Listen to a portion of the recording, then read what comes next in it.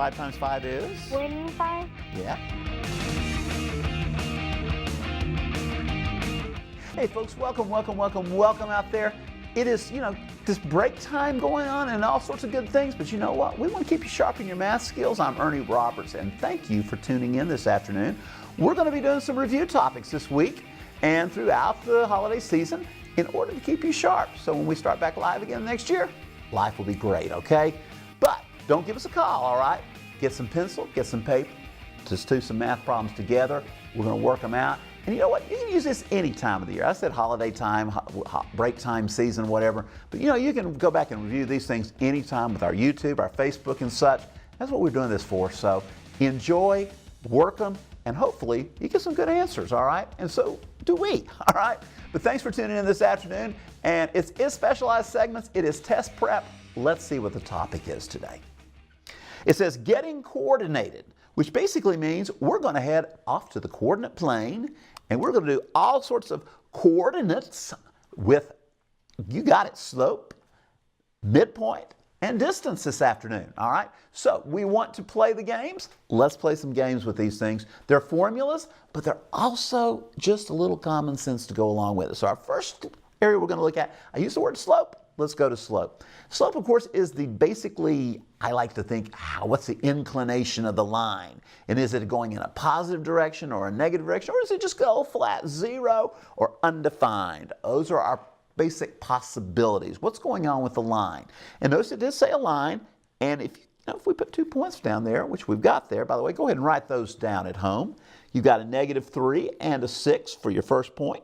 And how about 3 and -2 for your second pair of coordinates for the points. By the way, we call those x coordinates, y coordinates. Some people call them those fancy words abscissa and ordinate. We'll just hang with x and y. How's that? We'll keep you going there. That's what we want you to basically learn from this thing today is review your formulas, review your thoughts. What is slope all about? As is midpoint, as is distance. So if you take it away just a second for me, guys. All right, let me put a little grid in there, and we're going to plot these 2 points on the grid.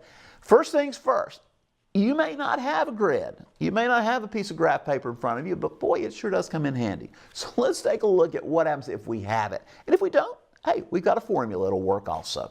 So we're going to plot the points first. Now, -3, let me put them right down here. -3 and 6, there's one of them. And then we got 3, -2, so we can keep that front burner, all right? And I hope most of you all have already gotten somewhere thinking about what we're going to do with these things, all right? Now, we'll plot them. Let's plot them and see what this is talking about. So we're looking at -3. That means we're going to go to the left 3 spaces. We're going to go up 6 blocks, and there is our point right there. Now, make sure we did that right, okay? 3 to the left. 1, 2, 3, 4, 5, 6. We're good. Right up there to the top as we go toward it. Then we've got a second point that says, let's go to the right, and then down 2. So when you're looking at those things, there we go. When you're looking at these kind of problems, my friends, be sure that you're going in the right direction. I know, because slope has a little different connotation in many cases to our mind, all right? So let's just make sure we're good on that. Those are coordinates, easy plotting. And let's connect them because it says we're going to have a line through them. So here we go, line them out. We'll see if I can get a good line going this time. About right through there. And here we have it. Now, as I look at this situation here, what is interesting to me is I do notice this thing is going in a downward trend. It's going in a negative direction, so my slope of this line is going to be negative. So first thing I want to make a note, middle note, because basically as we move to the right, the values of y are decreasing. They're going into, well, in this case, into negative land, but they're still getting smaller and smaller. So that's a negative. Now, if it were going in this manner to the upper right, we would be a positive slope, which would make sense. You'd love to see your money growing that way. This is the kind of thing, well, if this is the amount you owe on something, that's a good thing. You're going lower and lower. But if it's money that you're trying to make, that's not a good sign there. So slope can tell you a lot of things as you look at the inclination of your line. Now let's talk about 2 words here. The words are rise, over, run. So we can start making this picture into kind of a numerical moment. And we also, by the way, we use the letter M for slope. We like that. I think it's because S's look like 5s. All right, that's just my whole philosophy on it. But what we want to do is talk about what is rise. Rise is the change vertically, up and down. Okay, as I'm going up and down. Don't get dizzy out there, all right, folks. Now, run is going to be as we go left to right. Left to right, here we go. So what I want to do is I want to mark run and rise on this picture. Because what does it look like? Well, here we go. It's, by the way, they're going to connect at this point right out here, it looks like. So we're going to drop our little, kind of using broken lines there. I don't want to try to make it too big, but it's making a little triangle with broken lines and line segments here. And let's go up and down here. Let's pick those up. And there you have it. And it makes a nice right angle. Now, what goes on here is what we call the rise. It's the vertical, remember, as I said. Over here, we've got the run. And we think of running left to right, okay? We think of rise going, well, if it's a rise, it's going up, but it could fall, and it could be coming down. So look what's happening as we go from this point to this point. We are dropping, and then we're moving to the right. That's the rise, and that's the run. So how many blocks did we drop? We went 1, 2, 3, 4, 5, 6, but we went 2 more beyond that. So we dropped 8. So it's going to be equal to -8. Let's run from there. 1, 2, 3, 4, 5, 6. And my goodness, that'll reduce, right? Because they're both even numbers. So take it down to lowest terms. You don't need to make a mixed number out of it. If you wanted to, that's probably fine. But we usually like to keep it rise over run because it makes a little more of a message to us as to how the slope is working. Now, I mentioned that there's a formula, and it goes back to those words. So let's go back to our formula. M equals, and we're going to use those words, rise over run. And when we put this thing together, we make it materialize, we're going to make it work there. It's going to basically be the difference in our y. So you can do y1 minus y2 or y2 minus y1. It doesn't matter as long as you keep your x's running in the same order. You say, well, Ernie, what does that mean? In other words, I'm going to just say this was x1, this was y1. Here we go. And this little guy over here, we'll let him be x2 and y2. Again, it's immaterial which one you choose to be first point or second point. By the way, those are not squares, those are not powers, those are subscripts. So they're just saying first and second, that kind of thing, all right? So let's put in our first y minus, well, let's see what we're talking about here. y1 minus y2. That's the change in y. That's the change in direction. What did you do as you went from the first point to the second point? Well, let's say we went down 8, right? So what we're going to do is figure out, how do we get to know that we went down 8, besides if we were going to count this thing out? Underneath, let's go with x1 minus x2. In other words, the first x minus the second x. And life will be good. Got numbers? Oh, we've got numbers. We've got 4 of them here. Let's plug them in. Let's put them in. We've got 6 minus a -2. Now notice what I'm going to point out something right here, because this is one of those points where we make careless mistakes. And you know what, those standardized test people know you're going to make this mistake. So don't do it. Don't write just 6 minus 2 and say, oh, I'm good. No, it's 6 minus a -2, which I'm going to let you stare at that for a second. This is going to make us have to do something, okay? Now, underneath, what have we got going on here? We've got a -3, and we're going to, next time we will say -3. We don't want to put another negative in there.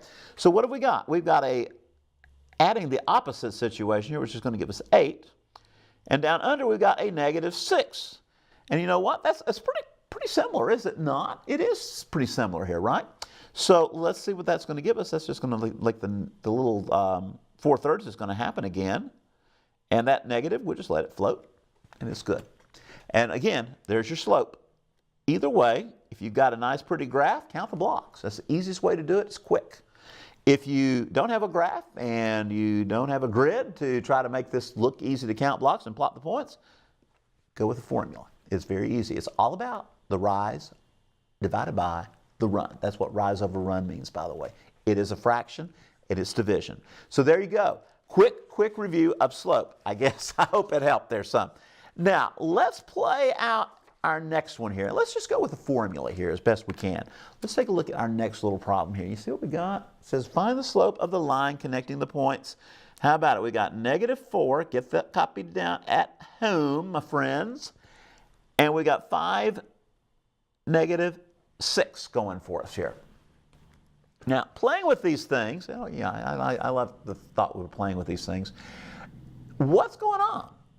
You say, well, Ernie, what's going on? It looks like you're going to find the slope, right? So let's go formula real quick. We don't have a grid. Let's just run it through formula. Rise over run. y1 minus y2 over x1 minus x2. And if you're taking an ACT test and you know that formula already, you probably don't need to worry about it. But those of you who are a little, want to make sure you kind of make sure you don't leave anything out, you see what I'm saying? Go ahead and put that formula down before you start working through the problem. Now remember, yes sirree, x's come before y's. And they still do on this one too. They just happen to be the second pair, all right? And again, remember, it doesn't matter which one's x1, x2, all that good stuff, as long as you keep the match going here, all right? So in other words, you got the 1 and the 1 there, you got the 2 and the 2 there. Let's get some work done on this one, all right? Kicking through here very quickly. On the upper grid, I'm going to go with 6, and we're going to subtract that negative 6. I like that. It's going to be like saying 6 plus 6. On the other side, we have a little bit different this time. It looks like we have what? Negative 4. And we're going to subtract 5. And again, signs are important. This is a negative 4 and a negative 5, which is going to give us negative 9. And up on top, we got 12. Reduce the fraction. You think I'm stuck on that, aren't I? It sounds like I am. Let's see what this one comes out to give us. And that will be divisible. We can divide 3 into this one. All right, so we're going to have a 4 over what? Negative 3.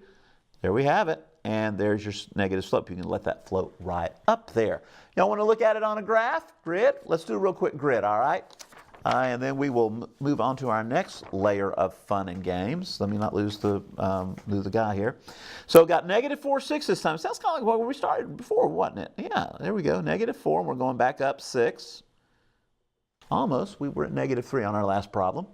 And then we got a 5 across and down 6. So this one stretches out a little bit more.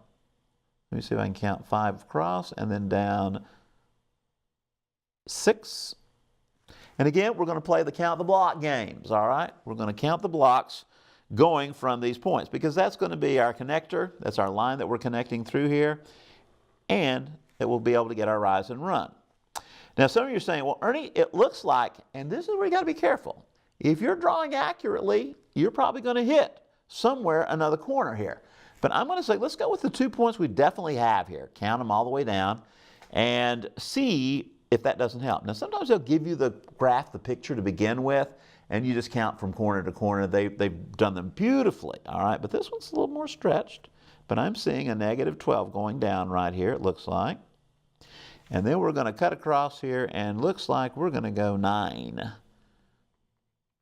And yep, we've got it going there. There you have it, all right? So again, the slope, the rise looks like it's a negative 9. We're going down 9. No, we're going down 12, aren't we? There we go. We're going across 9. And that will give us negative 4/3. And again, it is in a negative fashion here going on. So there you have it. Quick ways to do it. If you got the graph paper, it's easy. If you don't have the graph, go to the formula. Go to the formula. Best way I know. Now, what happens if they don't really tell you the whole story? You say, well, what do you mean, Ernie? They didn't tell you the whole story. Here, you had to find the slope, right? But what happens here if we have some value C, we'll call it, because we don't know what it is, that's got to make this thing happen to be 3/5. And you go like, whoa, that's a little different twist. You're right, it is. But this is where you want to go trust yourself on the formula. So here we go, rise over run. So let's have it, and I'm going to go ahead and put it right up there. You all go ahead and copy these numbers down. There's x1, y1, we'll put it in there. And why not, we'll call this x2. We'll get it right in a minute, guys. X, that's an X, Ernie, and a y2. It gets all jammy up there. So there we have it. That's an X. Make sure we understand that is X, all right? It probably looks worse. Now, sorry about that, my friends. But look what we did. We gave you M. We just didn't give you one of the Y's, and that's what we're going to be looking for here. So let's go back to formula. That's why it's nice to know the rise over run. And we're going to put it in there. I'm going to put y1 minus y2. And underneath that, I've got x1 minus x2. Same formula, it hadn't changed. What is changed here is that we have a missing y versus an m or other things. So put the m in there. It's going to give us 3/5. We've told you that. And underneath, let's build this fraction, all right? In the denominator, we got everything we need, right? Underneath down there, that's what I was about to refer to. You got a -4 minus, it looks like 2 right there. Does that sound good? Did we do that right? Got our x's in the right place? Yep, and we do need a -4 right there. Don't want to leave that out because it gets a little careless. So at this point, see where we are? Everybody nod. Thank you. Now on top, what's going on? I've got a 6 up there. And it looks like we're trying to figure out what's going to go in its place to make this work out. This one's not going to be the prettiest thing we've ever had, but it's okay. We're going to still get an answer on it. And what have we got here? We got 6 minus c, because we're going in that direction. So you say, Ernie, now what do we do? Let's cross multiply. Actually, let's put this thing together. So we've got 3/5 equaling 6 minus the c over a -6. And we're going to cross multiply. I love proportions, and this is the easiest way to get out of this thing. Now sometimes they give you a nice real easy slide here. This one's not an easy slide because you're going from 5 to -6, so not so cool. Sorry about that, guys. Let's see where we're going to end up here. We're going to cross multiply, and that means the fractions disappear, right? So we're going to take 5 times 6 minus our c equaling 3 times -6. Already looking kind of crazy, right? Let's keep working it. Down lower here, we've got 30 minus 5c equals -18. Now, at this point, it's time to solve the, you got it, we're going to try to solve this crazy equation. So move the 30, subtract it, and that's going to leave you with -5c equaling this -48. And at this point, go ahead and divide it out, and c is going to equal, well, 5 doesn't go in there even, does it? But we do, by the way, it is a negative into a negative. Be sure you notice that. So we're going to end up with, it looks like, what do you think? 9 and about 6/10, all right? Or 9 3/5, all right? And that's where we come up with our final resting place. Quick check in there. You want to check it? Why not? Let's see what we got here. We got 3/5 equaling, I'm going to put that in there. Looks like we're going to have 3, and it's going to be positive or negative. It's going to be negative, right? And then we've got a -6 down here. Let's quick cross multiply. Do we get 18? A -18 on both of those. We're going to get a -18 that way. And this way, oh my goodness, we're going to also get a -18. So it does check out pretty easily. A little mental math, or go to the calculator on that one. That would work for you just as well. So that's a little bit more complex, but you see those kind of problems on there. And sometimes they're going to be nice and give them to you that'll come out nice whole integer numbers. You can probably find them just by plotting them on the graph if you understand what rise over run is doing. So again, quick look at that. That's another one where the formula probably comes in handy to begin with. Let's look at our next little problem here, okay? Kind of going back to our friend that we had another problem earlier, those same coordinates are back again. And let's just go ahead and look at what the idea of a midpoint is. The midpoint by formula is simply getting a point that's in the middle of this line segment that connects it. Again, if you've got those plotted on the graph, you can see it visually, but how do you find the midpoint? Well, you take the average of the x's and the average of the y values, and that's going to give it to you. You say, well, Ernie, what does that mean here? Well, what it means is, let's write it in formula form. x1 plus x2, divide it by 2. y1 plus y2, and divide that by 2. That's your options right there. Now, it is plus. And my friends, with the formulas, the midpoint has plus. The slope, remember, had minus. So keep those signs in mind. Keep those signs in mind. Because what are we doing? We average. We add the two together and we divide by 2. That's how we get the average of those two values. So here we have it. -3 plus 3. Put it over 2. What do we got over here? We got 6 plus negative 2 over 2. And notice I'm writing this as a coordinate because that's what it is. You've got to have two numbers for a midpoint when you're on the coordinate plane graphing. So what do we got here? I see 0. It's 0 over 2, which is 0, right? Everybody good on that? Nod with me. You got it? Over here we got 6 and a negative 2. We're adding them, so we're really getting 4. And the answer should be there at 2. All right? So there you go with it. That's your flow. Plot those 2 points on a graph, a grid. Let's see what we can do real quickly with that and see if we came back to the same little location. You know, we've been there already before, haven't we? So let's do it quickly here. Got negative 3 and go up 6. Right there it is. And over here we went down to 3 and there we have negative 2. Question is, will 0, 2 be our final value here? Well, let's see what happens at 0, 2. There we are. And I want to tell you something. You look at that. Those line up beautifully. And that's a nice physical representation. Right there it is. And that's the whole idea. The midpoint is that balance of that line segment. So there's your coordinates here, your coordinates there. And, you know, no, it doesn't always come out to Z0 in the middle. I'm sorry about that. But you get the idea. If you were to connect from the endpoint to endpoint, you'd have that thing right there in the middle, and it'd be sweet to go. Easy to work with. All right? Questions on that one? You'll have to send them to me on email, right? So anyhow, there we go. Let's look at one other type situation that could happen here. How about this one?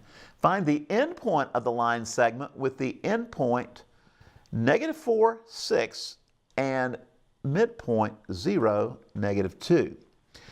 So let's say we start here at negative 4, hit 6, and we go from there to the midpoint, 0, negative 2.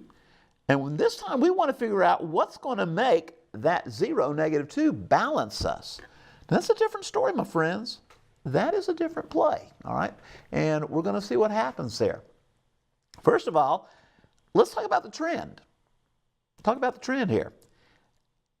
Remember, this is in the middle. This is the average. This 0 is the average of your two x's. You've got a negative 4. You move to 0. Think about that. That's increasing by 4, correct? Mm-hmm. So let's increase 4 over here and make it happen at 4. That was quick. That wasn't so painful, was it? What's happening here? Here we started at 6. We decreased by, looks like we have a trend going here of losing 8, which means we're going to need to lose 8 more out here, which is going to put us way down there in the dips. It's going to be at negative 10 for our y value. Is that going to fly? Well, let's think about it. Use the midpoint formula, right? Check yourself. If you add negative 4 plus 4, you get 0. Divided by 2, you get 0. So the x-coordinates checks out beautifully. Let's take the 6 plus negative 10, which is going to give us what? Negative 4. Split it. Divide it by 2. Gives you that negative 2. So it checks back through. Now, I want to illustrate this one if you have a graph paper, and sometimes you will when you see these. Let's take a look at it on a graph paper moment, all right? And I may have to add some blocks because I think negative 10 is going to stretch way down yonder. Let's say we started out with our, what do we have? That negative 4 and up 6, okay? And we know we are at 0, negative 2. And that is our midpoint. So what we've got going here is we've got it coming down through here. And it's going to keep going. And you know what we really want to do? We want to see what is the trend that we've had here. Remember when we talked about the trend? Here you went what? 4 to the right, which was a positive 4 for the x. Here you went down 8. So let's do it again. Go over 1, 2, 3, 4, and then down 2, 4, 6, 7. I'm going to estimate about right there. And I think we're going to be in pretty good shape. Did it go off the page there? I have to open it up there, right? So there again, that's another visual that you guys can see with the patterns, how they work. So we got through the slope. We got through the midpoint. We didn't quite get through the distance, but I'll tell you something about the distance. If you were to try to find the distance between these 2 points here on a graph, if you will make that beautiful right triangle, remember we did the run and the rise here, and you use run squared plus rise squared. Does that sound familiar? Equals d squared. a little Pythagorean theorem, you can solve the distance formula if you've got a grid. You can also think about it as rhi squared plus run squared, put a big square root over it, and that will equal your distance from this point to this point, or this point to this point. Ha-ha, all right? So we'll look at that in another segment. How's that? All right, another specialized segment. Hopefully this helped you out a little bit there and refreshed your memory. Watch out for careless mistakes and make sure you know those formulas to begin with. Remember, with the midpoint, you're adding the coordinates together, dividing by 2. With the slope, you're using the rise over run, which involves a subtraction. Always watch your signs, always watch your numbers, and check for your direction when you're trying to say, what's the slope of that thing? And you know what? You'll avoid a lot of careless mistakes. Hey, thanks for tuning in this afternoon, or whenever you have tuned in with us, whether you're at home, night, whatever. And hopefully this has been helpful to you. And you know what? We will be back again with some more stuff, and we will see you again next time.